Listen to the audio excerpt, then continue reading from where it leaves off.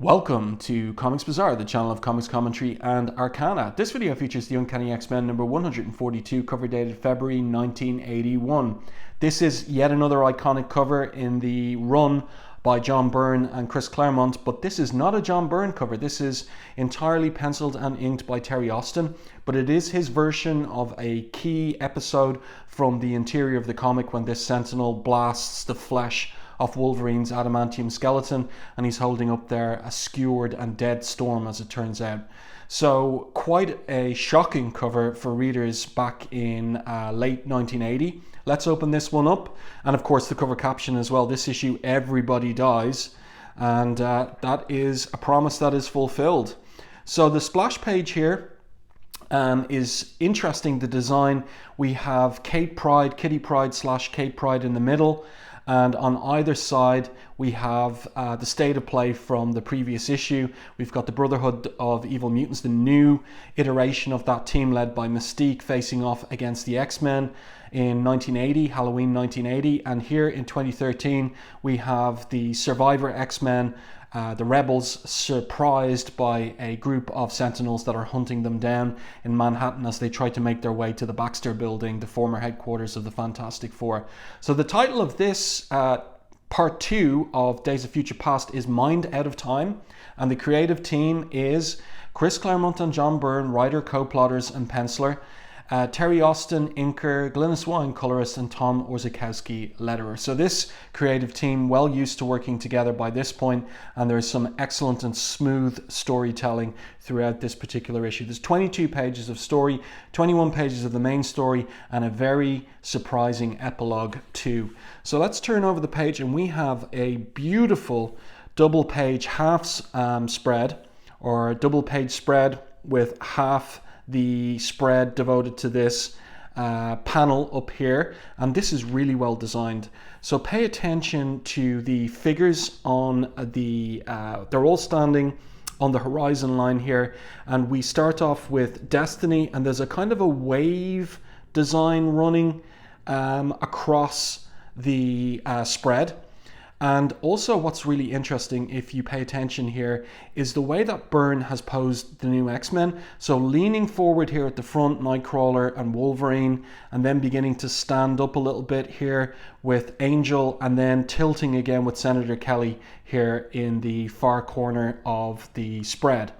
So we have Mystique pointing here, and then Senator Kelly himself pointing here in this particular panel, and even has his Byrne has his hand breaking the border, something that Jim Shooter didn't like artists to do, but in Byrne's case I'm sure he gave him a green light for that, because in all other regards Byrne is a complete master storyteller and composer of the images on the paper as well. So that's just, I really like the thought that has gone into this double page half spread.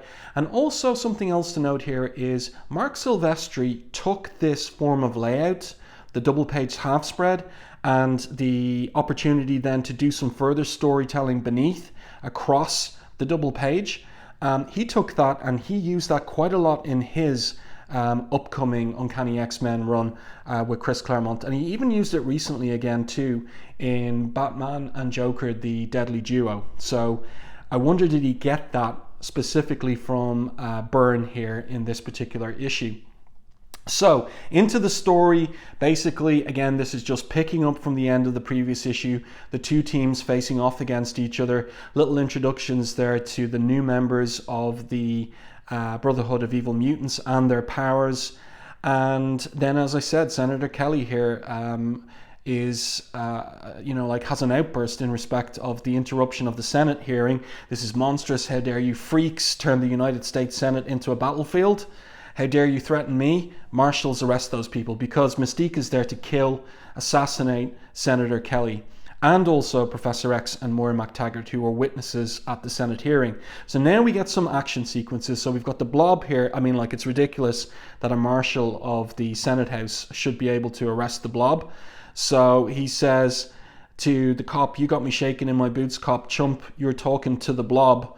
No power on earth can move me if I don't want to be moved, and no force on earth can harm me." Then Avalanche goes into action as well. He As the narrative captions make clear here, beams of force hammer out from Avalanche's hands, giving the marble floor a liquid fluidity and sending it flowing towards the far end of the room like a tidal wave. And we can see that there in Byrne's art. So that's really, really well done. A great 2 pages here from Byrne. So then we continue with the story. This is another page of action where we've got a DeLuca effect of Nightcrawler somersaulting here towards Avalanche and then teleporting around him and punching him as he teleports.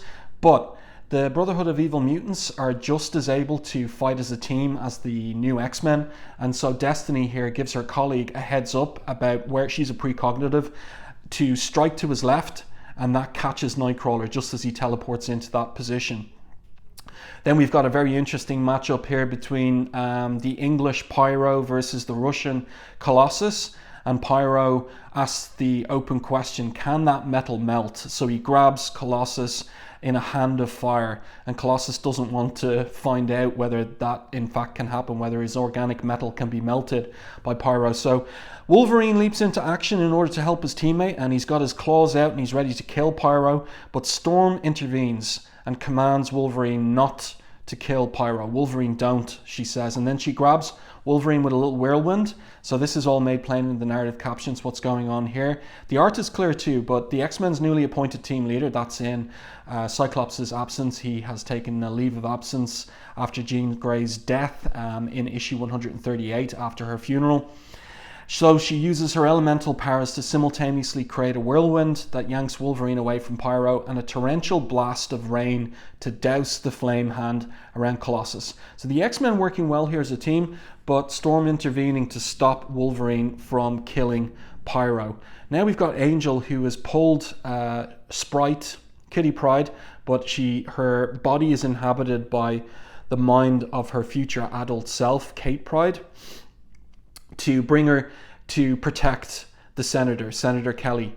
So then we pick up with Moira and Charles, and they're making their escape from the ruined Senate House chamber, and they run into this marshal, this female marshal, and she says that she's going to get them out of there and lead them to safety. But of course, who does it turn out to be except for Mystique, who's a shapeshifter?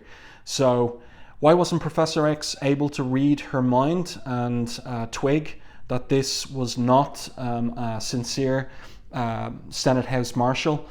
Well, that's because she had an electronic damper field activated, which kept the professor from reading her mind until it was too late to do any good. So that's how that happened. So now Destiny arrives, and Mystique is pondering how really she should kill Professor X, as he's her most dangerous enemy, but she decides maybe to use him as a potential hostage instead, to keep him alive. And Destiny here says, when Mystique asks her about their future, how's it going? Destiny says, I'm not sure. Beyond a certain point, the images become jumbled, difficult to read. There is a random factor present, Mystique, an anomaly that strikes to the very heart of the time stream. So long as it exists, nothing is certain. I've tried to pinpoint it without success. And who is that anomaly except for adult Kate Pryde in the body of her young teenaged self? And now we have 5 panels of reiterating what happened in the previous issue. This is the Jim Shooter era of Marvel Comics, and so every comic could be some readers first. So you're getting catch up on what happened in the previous issue here with these telltale panels with the curved edges or corners, which always indicates a flashback in this era of Marvel Comics. So we're all caught up there. You can watch my video review of the previous issue if you haven't done so already. And then the scene switches from 1980 to 2013, the dystopian future that Kate Pryde has gone back in time in order to prevent. It's a nice establishing shot there of the X-Men carefully making their way through the ruins of Manhattan with a trio of Sentinels there patrolling the streets, and they're trying to avoid them. Great colouring on these 2 pages by Glynis Oliver as well. The blues and purples of the nighttime. And this is their objective. This is where they're making their way to. It is the Baxter Building, so formerly the headquarters of the Fantastic Four. And just look at this little detail. I hope you can see it in high definition. The top room The penthouse of the Baxter building, the lights are all on up there, not in the rest of the building. No lights on anywhere else in Manhattan. The place is deserted, but just that top level of the Baxter building, the lights are on. So who's home there? And then a little bit of graffiti there, off the muties, so anti-mutant sentiment, of course. And now this is an interesting piece. So back in 1980, Storm ordered Wolverine not to kill Pyro. And here in 2013, there's a harder Storm altogether. So as she flies off to take out the Sentinel guarding the entrance to the Baxter building, she thinks to herself here, all my life, I've flown with death. I who once swore never to kill, have killed. So back in 1980, that Storm has not killed. Here in the dystopian future of 2013, she has. That genocidal world has hardened her, and she says here with determination to herself, and if I must, I will kill again.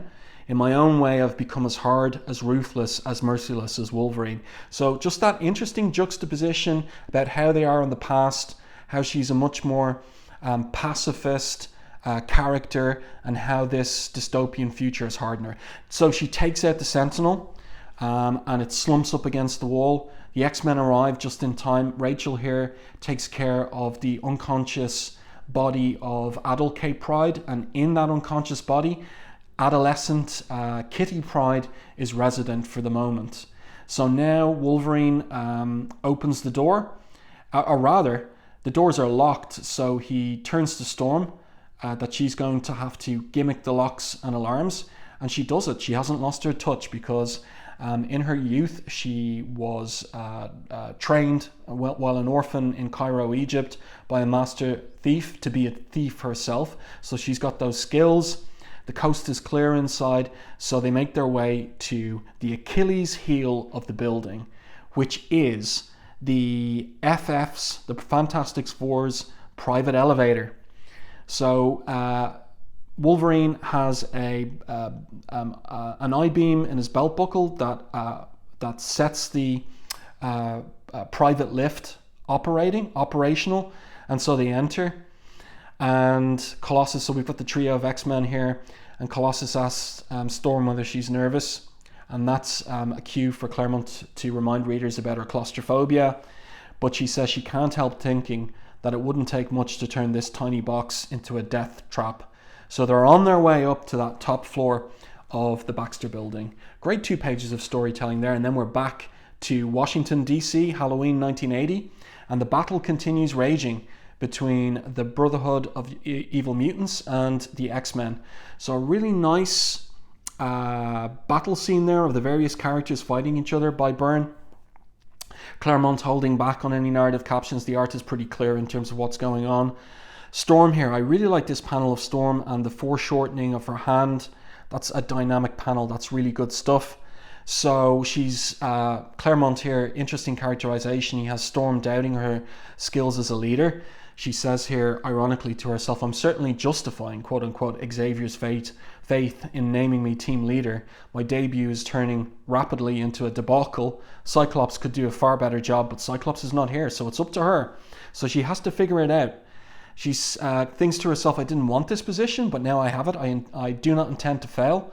We are hampered by the cramped space of the hearing room and by our attempts to protect the innocent bystanders trapped in here. More than anything else, we need some fighting room. So now, what's going to be her strategy in order to answer these different problems? Well, she blows them out the side of the hearing room, which was blasted. The wall was blasted open by the Brotherhood of Evil Mutants in the previous issue. So now they're out onto the Great Mall. And outside here, Claremont has a little... in the previous issue, there was a cameo by Lois Lane and Jimmy Olsen. And here we've got a cameo by other comic strip news reporters. Doonesbury's, where are their names again? Rick and Joni. So from the Doonesbury comic strip. So a little bit of an Easter egg there from Byrne and Claremont. So out... let's see, Colossus here was fighting the Blob, and this is an interesting fight. So he's punched out of the Senate hearing room by the Blob, and I like Orzechowski's sound effect here in the speed lines or the motion lines as Colossus is knocked out of the building. Whammo, that's really good, that's really nicely done. And having the O and the exclamation point behind Colossus's feet and hand as well, and really nice integration of the sound effect lettering and the figure work art as well. So the blob leaps out of the Senate hearing chamber, and he's aiming for Colossus, but Colossus moves aside just in time and escapes being smashed by the blob. But it's interesting how the blob declaims aloud a little bit about how his mutant power works. He says, what we all know, that no force on earth can move him. But this is interesting. He says, that ain't all I can do. I've been training myself to manipulate my mass. I've just made my body so dense, it can squash even you flat. So that's an interesting dimension of Blob's powers. And Colossus here is thinking he's got a job in order to defeat this guy. He's been hitting him as hard as he can to no effect. It's like punching a body made of porridge. Colossus thinks to himself. That's a great panel as well of the blob lifting up the pavement and Colossus almost falling off. So then even more problems for the X-Men, who are trying to defeat the Brotherhood of Evil Mutants and at the same time keep bystanders safe and healthy. The army arrives. So a special weapons team has arrived from Fort Myers, and one of the soldiers asks the major, who are the good guys and who are the bad? Who do we shoot at? And the major says, it doesn't matter, Sergeant. Trash them all. We'll sort out the details later. So, of course, who shot first except for Colossus, the mutant hero, and that helps Blob. So it's just the irony here of the intervention of the army here at this point, just shooting the wrong guys altogether. So next up is this guy with his flamethrower. And of course this is a bad move when you've got Pyro present, because he turns that flame from the flamethrower against the soldiers. So let's see what's going to happen to those soldiers. Are they going to be killed? No, the Angel intervenes. Even if they ran, Angel thinks to himself, Pyro's beastie would fry them before they got a dozen steps. I'm the better target, the more dangerous foe. I've got to catch Pyro's attention, draw his creature after me. So that's Angel being heroic, which we wouldn't expect any less from him. Wolverine going up against the blob there. He's grabbed by Pyro's fire monster. Storm, again, has to think of something to cover her team. So she's thinking here, I was going to say on her feet, but she's up in the air. Only seconds to act. Even Wolverine's mutant fast healing ability can't cope with the damage that Flame Hand will do. So she thinks it out. Pyro's fire monster is huge. I'll need a considerable amount of power to counter it, and I'll have to do it on the first pass. So she's under pressure. Wolverine won't survive long enough for me to try a second. So then she does it. What does she do here? In the blink of an eye, Storm climbs high above the mall, gathering speed and strength as she goes. In another blink, she slams down through the heart of Pyro's creation, blasting it apart with a massive wedge of air that hits with the force of a battering ram. So I always like this about the way that Claremont thinks out. Byrne's thinking it out through, but Claremont is putting the words on it in terms of how the different mutant characters, how their powers work, and what might be involved in how they might fight and combat each other, and what would be the logic of the use of their powers. And that's a really, really thoughtful, interesting dimension to just having these two teams fight each other. And then something surprising happens where Nightcrawler versus Nightcrawler. So this shocks Wolverine, and because he's recovering from being gripped by that flame hand of Pyro's, he's woozy from his burns, and his senses can't tell the two apart, which is the real Nightcrawler. So he says here, but I figured the real Nightcrawler ought to be able to teleport out of the range of my claws. Storm once again intervening to tell Wolverine to back off and sheathe his claws. And he responds angrily, not a chance. We're in the middle of a fight, Storm. I'm in no mood for a debate. Sheathe them or use them on me. So Storm asserting her authority as team leader here. Wolverine, angry, says he wouldn't take that from Cyclops. But Storm is adamant. "You will take it from me," she says. "You possess speed, strength, your unbreakable adamantium skeleton makes you nearly invulnerable. You should not need your claws except in the most extreme of situations against the deadliest of most powerful foes." "All right, Storm," he says. "I'll do it your way for now, but this conversation ain't finished, not by a long shot." I like the way when his claws pop out, we have our iconic snicked sound effect, and when they're pulled back in, snacked. That's good. I like that detail, the different sound of the claws popping out and being sheathed. So Wolverine's going to play along with Storm's no-kill order, and Colossus has got an idea about how to defeat the Blob. So Colossus says to Wolverine, "Come with me, I need your assistance to defeat the Blob." So Wolverine's happy. He's in the mood to defeat someone. So here they have, again, what I was saying earlier, this really thoughtful way of having these characters fight each other. How do you defeat an immovable object that no force can move? Well, what about Archimedes' lever, right? So Colossus says here, "The Blob boasts that no power on earth can move him. But suppose we move the earth he stands on." And Wolverine completes the thought. "Like Archimedes said, pal, give me a big enough lever and I can move the world." And he thinks it's smart of Petey to use me as the fulcrum of his lever. That I-beam will crack before my adamantium steel bones will. So they get Blob up in the air, and Blob here is boasting as he comes down, "You're going to die, Rusky, that's a promise." But Colossus is winding up for a punch here, and then he delivers it. That's a great panel. And the Blob lands on Avalanche, so that's 2 Brotherhood of Evil Mutants taken out with 1 punch. Excellent work. Teamwork by Colossus and Wolverine. And now Storm is going to deal with Pyro, and she does it because water douses fire. And then we're back to Nightcrawler. By the way, the artistic technique here in Terry Austin's inking is interesting. He is using a dry brush and he's using ink spatter as well, and he's cutting through the inked lines with maybe white paint or some other white type media. Really, really nice effect there of this torrential downpour that douses Pyro's flame. Then back to the 2 Nightcrawlers. Who's the real McCoy is the question. Well, it turns out that, of course, shapeshifter Mystique was posing as Nightcrawler. And Nightcrawler here this is interesting. Nightcrawler here is stunned. You're Mystique. Your skin, your eyes. If this is indeed your true form, mein Gott, we're so alike.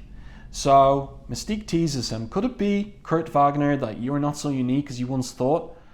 And Nightcrawler's taken aback. "You know my name? Who are you?" And Mystique says, "Ask your mother, Margali Zardos. Who would know better than she?" So it's all implying that there is something mysterious in relation to some kind of connection between Mystique and Nightcrawler. And Claremont would continue developing that for a number of years, but he never did get to have it pay off, not in his original 16-year run on the title anyway. So now Angel arrives, and the concern is for Kitty. Where is Kitty? So Nightcrawler sees she's gone. Well, sorry, actually, he's looking to see there that Mystique is gone, and he knows that because she's a shapeshifter, he'll never find her. And here she is, heading around the corner of a street, and she thinks to herself, "I underestimated the X-Men, but never again. The Brotherhood will be rebuilt, stronger than ever, and when the time is right, the X-Men will die." So now they race off. They're looking for Kitty, for Sprite. Nightcrawler figures she's probably protecting Senator Kelly. Storm agrees, of course, but then she realizes there's a problem, because where's Destiny? And then the scene switches to 2013. So the trio of X-Men are making their way up in that private elevator to the top floor. And who's there in the top floor but an Omega series Sentinel with a low number, which means that he's a powerful, important one. And Wolverine here asks for a fastball special from Colossus, saying he'll gut that sucker from head to hips. And this, of course, is a famous page. The Sentinel turns and destroys Wolverine, shearing the flesh from his adamantium skeleton. and saying here, pathetic organic being, are you so arrogant as to believe you could even approach, much less penetrate our innermost sanctum undetected? And of course, that's the panel that Terry Austin uses for the front cover image. So look at this. We see here, for I think the first time, the inside of Wolverine's body, that adamantium skeleton. We see he looks, his forearm here, it looks quite robotic, and there's a kind of a hint of the housing for his claws, his adamantium claws there as well. So obviously Storm and Colossus are shocked. No speech from them. You can really see that on their faces, especially Storm there, and the body language too. Really great work by Byrne. So they react emotionally. Storm fries the Omega series Sentinel, but of course there's more backup here coming through the door. They're huge. Colossus is prepared to tackle them. He says here, we've faced greater odds and triumphed. So he works to knock over one of the Sentinels. The other one there is targeting Storm, while she is targeting, she concentrates on the robot. She counts on her airborne maneuverability to protect her from its companion. So what is she doing here? Yeah, she's attacking one robot and she's hoping to evade the other. Look at this, an advertisement for a series, or rather a team-up that never happened. It was advertising a run on Doctor Strange by Roger Stern and Frank Miller, but Frank Miller got the offer from Denny O'Neil to write and draw Daredevil, and he took that instead of that Doctor Strange series, so something that never, that wasn't to be. And speaking of things that the X-Men are hoping isn't to be, it's this dystopian future, and this is another iconic panel. So borderless, and we have the Sentinel shooting from one of its fingers this javelin, which skewers Storm and kills her, even as she cries out for Peter. And he arrives, he's distraught, we see the tears coursing down his metallic cheeks. Peter Rasputin was ever a gentleman, a man of peace, a man who, like the woman he holds in his arms, thought life the most precious of gifts and loved the most precious celebration of that gift. Aurora was a sister to him, the best friend he ever had, and he finds that her death is unendurable. His hands red with her blood, he screams, and moments later when he feels himself gripped by a murderous berserker fury to rival Wolverine's, he welcomes it and he punches that Sentinel right out the side of the Baxter building. And then the scene switches down to the street, where on the street far below, tears stream down Rachel's face, but she makes no move to wipe them away. Instead, she holds the unconscious body of Catherine Pryde Rasputin, because of Kitty Pryde, or Kate Pryde and Colossus married in the future, within which resides the mind and soul of Kitty Pryde, tighter to her breast. And then she thinks to herself, in my mind, I felt Aurora and Logan die. I can feel Peter's rage. I want to break contact, but I can't. I don't want Peter to be alone when he, and then this is so poignant. He's dead so quickly. So Colossus's death happens off panel. And we just see Rachel's reaction here. Funny, I've experienced death so often in the minds of others, yet I'm terrified of dying myself. If Kate's body dies here, will her mind be trapped in the past? If so, I wish her a happier life than the one she lived. We did all we could, my darling Kate, she says to herself, now it's up to you. And then we're back to 1980. Can this horrifying, death-filled future be prevented? So Kitty's there hiding behind this piece of furniture. Destiny has cornered the Senator Robert Kelly. She's got a crossbow here. She's getting ready to kill him. And he's defiant, he says. She wants, what does she say to him? She says, do not try to evade my crossbow bolt, Senator. I will sense your plans a heartbeat before you even formulate them, and fire where you are going to be. And Kelly says, I wouldn't give you that satisfaction. If I got my hands on you, mutant, I'd probably break your neck, but I won't run. So now the denouement, everything wraps together in this taut moment. So Kitty, or rather it's Kate in Kitty's body, it's a little bit confusing at times, phases through destiny, throws her off, the temporal anomaly, a part of me consuming me, throws off her aim. Kitty shouts to the senator to duck, which he does. And then, just at that moment that what she was there to prevent happening, the assassination of the senator, as soon as she achieves that, now her mind goes back to the future. In that split second, an abyss opens within Kate Pryde, reality twists inside out, and suddenly she comes face to face with herself as a child so innocent, so vulnerable, so young. Impulsively, she gives herself a kiss and lets the winds of eternity sweep her home.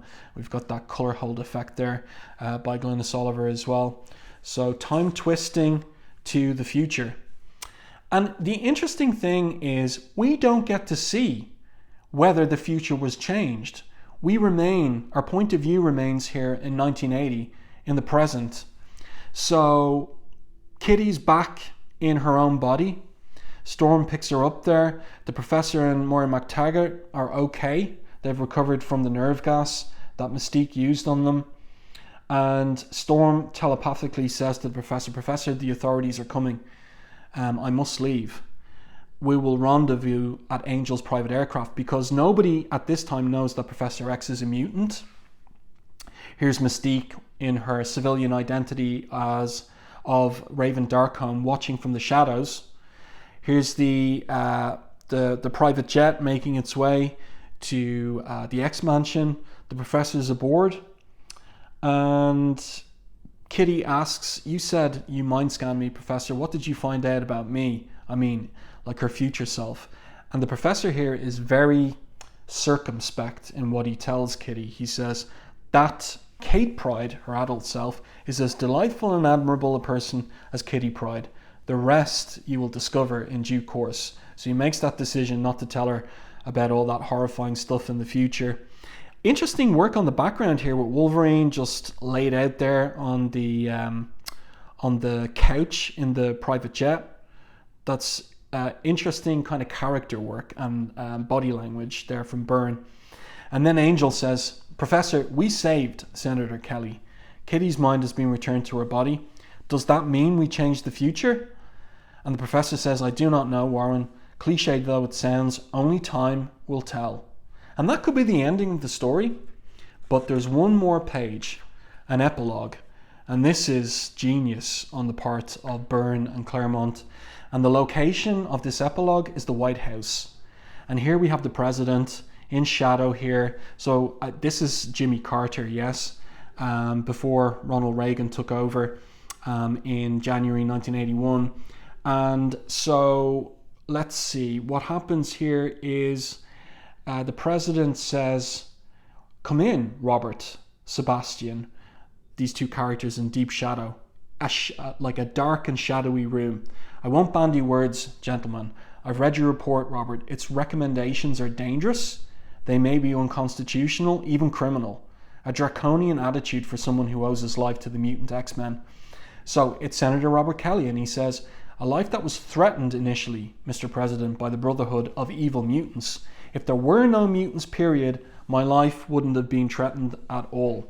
So Kelly's got no gratitude for having his life saved by Kitty Pryde and the X-Men. But look who's here with him. The Sebastian in question is Sebastian Shaw, Black King of the Hellfire Club, and someone whose whole life, as is the Hellfire Club Inner Circle, devoted to the acquisition of power. And here he has access to the President of the United States of America. There is also the national security aspect, sir, he says, and of course none of these know that he's a mutant. An anti-government group of superpowered beings, mutant or otherwise, or such a group in the service of a foreign enemy would be a serious threat to our nation. So he's fear-mongering here in order to get the President to agree to ratify a particular program. So the President says, "I realize that, Sebastian. For the moment, my actions will remain top secret and covert in nature. The operation is codenamed Project Wide Awake. Allow me to present the man who will head it." This is this man standing in the shadows. It's Henry Peter Gyrich.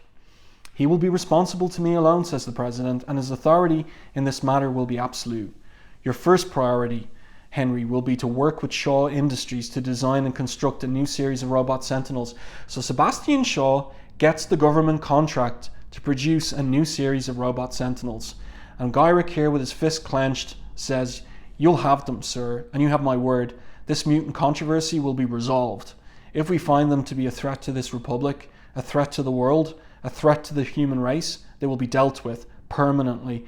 And that is the new problem that the X-Men will be wrestling with in the years ahead in Claremont's run. So ironically, as it seemed that they succeeded in preventing a dystopian future, the very actions of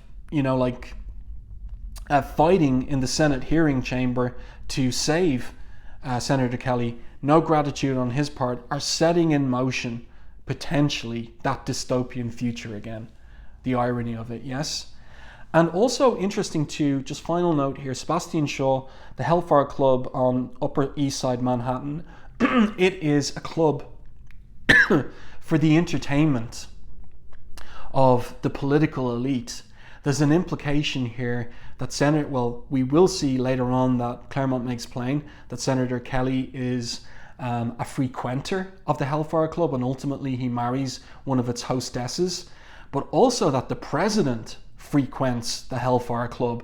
And the Hellfire Club is a club that caters to the, shall we say, sexual peccadillos of its elite guests.